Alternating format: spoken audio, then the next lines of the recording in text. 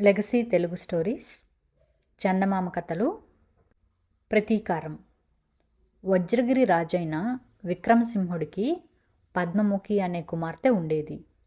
ఆమె అసమాన సౌందర్యవతి అని దేశదేశాల పేరు మోసింది. ఆమెను పెళ్లాడాలని నానా దేశాల రాజకుమారులు ప్రయత్నించారు. వారిలో రత్నగిరి రాజకుమారుడైన ఇంద్రవర్మను మాత్రమే ఆమె పెళ్లాడ నిశ్చయించింది. ఆమెను పెళ్లాడగోరిన వారిలో శృంగపురపు రాజైన కాలకేతుడు కూడా ఉన్నాడు.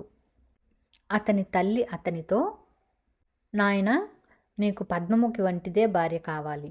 అందుచేత నీవు వెళ్ళి విక్రమసింహుడితో మాట్లాడు. నీ సంబంధానికి వారు తప్పక ఒప్పుకుంటారు అని ప్రోత్సహించి పంపింది. కాలకేతుడు వజ్రగిరికి వచ్చి తన కోరికను విక్రమసింహుడికి తెలుపుకున్నాడు.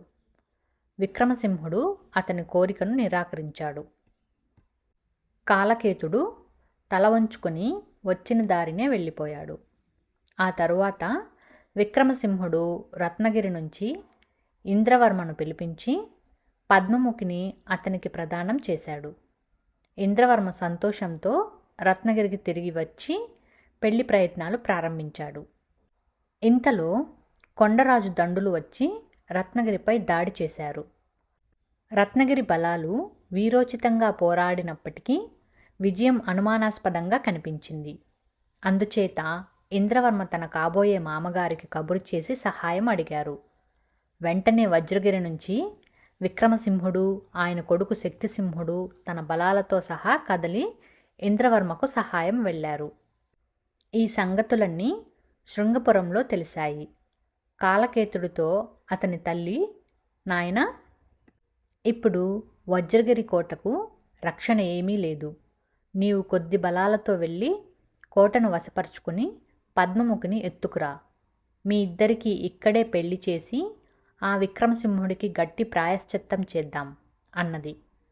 తల్లి సలహా ప్రకారం కాలకేతుడు వజ్రగిరికి వెళ్ళి బలాత్కారంగా పద్మముఖిని బందీని చేసి శృంగపురానికి తెచ్చాడు.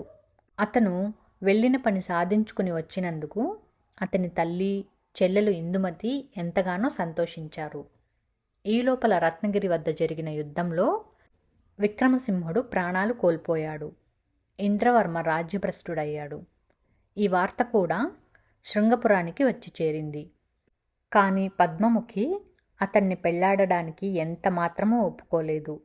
నేను పెళ్లాడితే ఎప్పటికైనా ఇంద్రవర్మనే పెళ్లాడుతాను.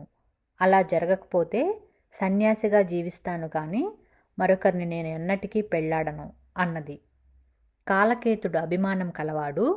అతని తల్లి వారిద్దరికీ బలాత్కార వివాహం చేయ తలపెట్టింది. కానీ అందుకతను సమ్మతించలేదు. ఎప్పటికైనా ఆమె ఇష్టం మీదనే పెళ్లాడతాను అన్నాడు. అతని తల్లి పద్మముఖిని నయాన వంచలేక భయపెట్ట చూసింది. కానీ పద్మముఖి భయపడలేదు. అందుచేత ఆమె పద్మముఖితో, నీవు నా కోడలివై నీ మర్యాద దక్కించుకుంటావనుకున్నాను. అందుకు నీవు సమ్మతించలేదు కనుక ఇక నుంచి నీవు నా బానిసవు మాత్రమే అంటూ ఆమె చేత అడ్డమైన చాకిరీ చేయించసాగింది. పద్మముఖి నిద్ర లేచినప్పటి మొదలు రాత్రి పొద్దుపోయేంత వరకు బట్టలు ఉతకడం, వంట చేయటము మొదలైన పనులు చేసి ఒక మూలన పడుకొని పోయేది. అవి చేయటానికైనా ఆమె ఒప్పుకున్నది కానీ కాలకేతుడిని పెళ్లాడడానికి ఒప్పుకోలేదు. తల్లి ఆమెను ఇలా చూడటం కాలకేతుడికి కానీ చెల్లెలైన ఇందుమతికి కానీ ఇష్టం లేదు. ఇందుమతి పైకి ఏమీ అనలేదు. కాలకేతుడు మాత్రం తల్లితో, అమ్మ, తను రాజకుమార్తె, ఆమెను గౌరవంగా చూడడం మనకే గౌరవం అన్నాడు. కానీ తల్లి, నీకు తెలియదురా నాయనా, దానికి మన మీద పిసరంత కూడా గౌరవం లేదు. దానికి బుద్ధి రావాలంటే ఇదే దారి. ఎప్పటికైనా తనని నీ భార్యను చేసి తీరుతాను, చూస్తూ ఉండు అన్నది. కాలకేతుడు తల్లికి మారు మాటలాడలేదు. పద్మముఖి 3 ఏళ్ల పాటు ఈ చెర అనుభవించింది. ఆమె విచారంతోనూ చాకిరీతోనూ చిక్కి శల్యమైంది. ఒకనాటి ఉదయం ఆమె బట్టలను తీసుకుని ఉతకడానికి నది వద్దకు వెళ్ళింది. నదికి దిగువగా కొంత దూరంలో ఒక తెప్ప కనబడుతూ ఉండడం ఆమె మొదటనే చూసింది. అయితే ఆమె ఒక్కొక్క బట్టే ఉతికి ఒడ్డున పెడుతూ మధ్యలో తల ఎత్తి చూసేసరికి ఆ తెప్ప తనకు చాలా సమీపంలో కనబడింది. ఆ తెప్పలో 2 మనుషులున్నారు. ఆమె లేచి నిలబడి వారికేసి ఆశ్చర్యంతో చూసింది. ఎందుకంటే ఆ తెప్పలో ఉన్నది తన తమ్ముడైన శక్తిసింహుడు, తనకు భర్త కావలసి ఉండిన ఇంద్రవర్మ. వారు మాత్రం ఆమెను గుర్తించలేదు. శక్తిసింహుడు ఆమెతో, అమ్మా, ఇది కాలకేతుడు ఏలే శృంగపురం కదా అన్నాడు. అవునన్నది పద్మముఖి. కొంతకాలం క్రితం వారు వజ్రగిరి రాజు కూతురు పద్మముఖిని ఎత్తుకు వచ్చారు. ఆమె బతికి బాగున్నదా అని శక్తిసింహుడు మళ్ళీ అడిగాడు. బాగానే ఉన్నది. మహారాణి కావటానికి ఇష్టం లేక బట్టలు ఉతుకుతూ రాజకుటుంబానికి ఊడిగం చేస్తున్నది. నన్ను గుర్తించలేదా శక్తి అన్నది పద్మముఖి. శక్తిసింహుడు అక్కను కౌగిలించుకుని ఏడ్చాడు. ఇంద్రవర్మకు కూడా కళ్ళు చెమ్మగిల్లాయి. ఆమె వారిద్దరికీ జరిగిన సంగతి అంతా చెప్పింది. అయ్యిందేదో అయ్యింది. ఇక మన కష్టాలు గట్టెక్కినట్లే. కొండరాజులను అందరమూ కలిసి ఓడించాం. ఇప్పుడు రత్నగిరికి ఇంద్రవర్మే రాజు. నీ జాడ తెలిసేదాకా అతను రాజ్యాభిషేకం చేసుకోదలచలేదు. మేము సైన్యంతోనే వచ్చాం. కానీ నీ క్షేమం కోరి యుద్ధం ప్రకటించలేదు. నీవు కనిపించావు గనుక యుక్తితో శత్రువులను లోబర్చుకుంటాం అన్నాడు శక్తిసింహుడు. శక్తి, మనకు యుద్ధంతో పనిలేదు సరికదా, యుక్తితోనూ పనిలేదు. పద్మముఖిని ఈ తెప్పలోనే ఎక్కించుకుని వచ్చిన దారే పోదాం అన్నాడు ఇంద్రవర్మ. అందులో ప్రతీకారమేమున్నది ఇంద్ర? నా సోదరిని ఇంత చేసిన ఆ రాక్షసిని, దాని వంశాన్ని విడిచిపెడతానా? అది కల్లా. రేపు జాము పొద్దెక్కేసరికి ఆకస్మికంగా కోటపై వచ్చి పడదాం. మేము వచ్చేదాకా ఎలాగో ఆత్మరక్షణ చేసుకో అని శక్తిసింహుడు తన అక్కతో అన్నాడు. తెప్ప వెళ్ళిపోయింది. నా దుర్దినాలు అంతరించాయి. ఇక నేను దాసీని కాను.